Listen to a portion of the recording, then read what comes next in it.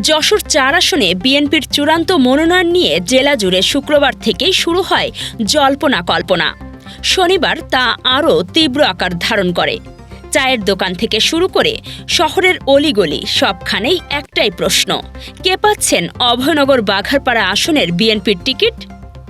শুক্রবার রাতদিন নিউজের রাতের খবরে এ বিষয়ে প্রকাশিত হয় অভয়নগর উপজেলা বিএনপির সভাপতি মতিয়ার রহমান ফরাজির একটি ভিডিও বার্তা।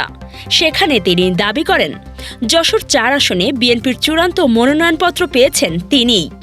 তবে শনিবার সকালে বিষয়টি নিয়ে ভিন্ন দাবি তুলে ধরেন টিএস আইয়ুব।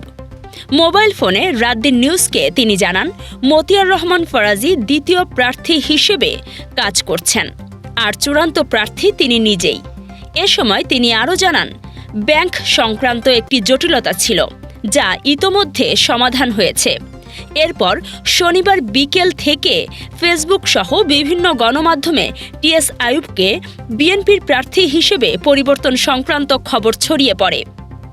রাতে এ বিষয়ে নিজের অবস্থান স্পষ্ট করতে টিএস আইয়ুব রাতদিন নিউজের অফিসে পাঠান একটি ভিডিও বার্তা। বিসমিল্লাহির রহমানির রহিম। প্রিয় যশোর ৪ নির্বাচনী এলাকার গণমানুষ, আসসালামু আলাইকুম। আজকে বিশেষ একটা বার্তা দেওয়ার জন্য আপনাদের সামনে হাজির হয়েছি। এই ভিডিও বার্তা দেওয়ার জন্য আমি কিন্তু অভ্যস্ত না। অনেকে ভিডিও বার্তা দেয়, কিন্তু আমি দিই না, এবং কখনোই আমি কারোর চরিত্র হরণ করার জন্য আমি অভ্যস্ত না। যারা করা আপনারা দেখেছেন। আমি শুধু আপনাদেরকে এতটুকু আশ্বস্ত করতে এসেছি যে আজকে টেলিভিশনে, বিশেষ করে যমুনা টেলিভিশনে, এখন টেলিভিশনে প্রচারিত হয়েছে একটা বিভ্রান্তিকর কথা। সেখানে বলা হয়েছে যশোর ৬টি আসনের মধ্যে ৪টি পরিবর্তন হয়েছে, তার ভিতরে আমারটাও আছে।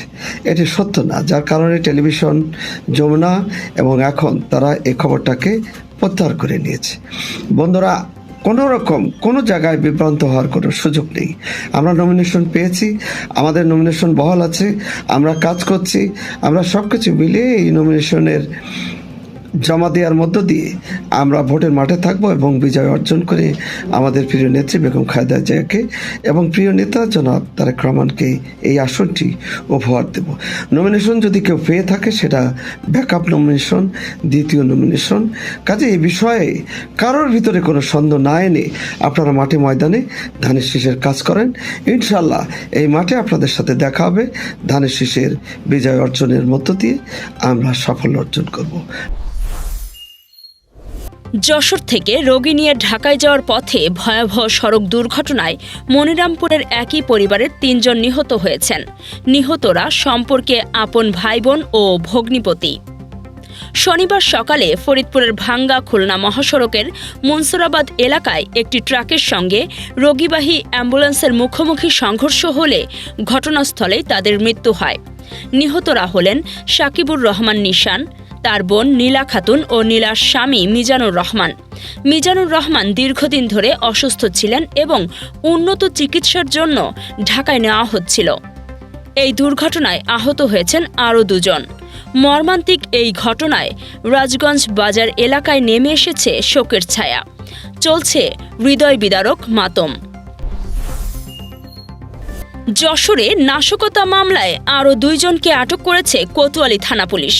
আটককৃতরা হলেন আওয়ামী লীগের নরেন্দ্রপুর ইউনিয়ন শাখার যুগ্ম সম্পাদক এরশাদ আলী এবং যুবলীগের যশোর পৌরসভার 7 নম্বর ওয়ার্ড শাখার সভাপতি মনোয়ার হোসেন লিটন। পুলিশ জানায়, 2018 সালের 30 ডিসেম্বর যশোর সদর উপজেলার বালিয়াডাঙ্গা সরকারি প্রাথমিক বিদ্যালয় ভোটকেন্দ্রে হামলা, দখল, মারপিট ও বোমাবাজির ঘটনায় দায়ের করা মামলায় তাদের আটক করা হয়। কোতোয়ালি থানার এসআই আশরাফুদ্দিন জানান, শুক্রবার রাতে নিজ নিজ বাড়ি থেকে তাদের আটক করে নরেন্দ্রপুর ও চাষরাফাড়ির পুলিশ। শনিবার আদালতের মাধ্যমে 2 জনকেই কারাগারে পাঠানো হয়েছে। টানা দ্বিতীয় দিনের মতো দেশের সর্বনিম্ন তাপমাত্রা রেকর্ড করা হয়েছে যশোরে। আজ শনিবার জেলায় সর্বনিম্ন তাপমাত্রা নেমে এসেছে 8.8 ডিগ্রি সেলসিয়াসে। আবহাওয়া অধিদপ্তর জানিয়েছে, যশোর সহ দেশের কয়েকটি জেলার ওপর দিয়ে মৃদু শৈত্যপ্রবাহ বয়ে যাচ্ছে। ঘন কুয়াশা ও হিমেল বাতাসে জনজীবন বিপর্যস্ত হয়ে পড়েছে। শীতের তীব্রতায় সবচেয়ে বেশি ভোগান্তিতে পড়েছেন শ্রমজীবী মানুষ, শিশু ও বৃদ্ধরা। ঠান্ডাজনিত রোগে আক্রান্তের সংখ্যাও বাড়ছে। চিকিৎসকরা শীত থেকে রক্ষা পেতে গরম কাপড় পরা, উষ্ণ খাবার খাওয়া ও গরম পানি পান করার পরামর্শ দিয়েছেন। আবহাওয়া অধিদপ্তর জানিয়েছে, তাপমাত্রা কিছুটা বাড়লেও শীতের অনুভূতি বজায় থাকতে পারে।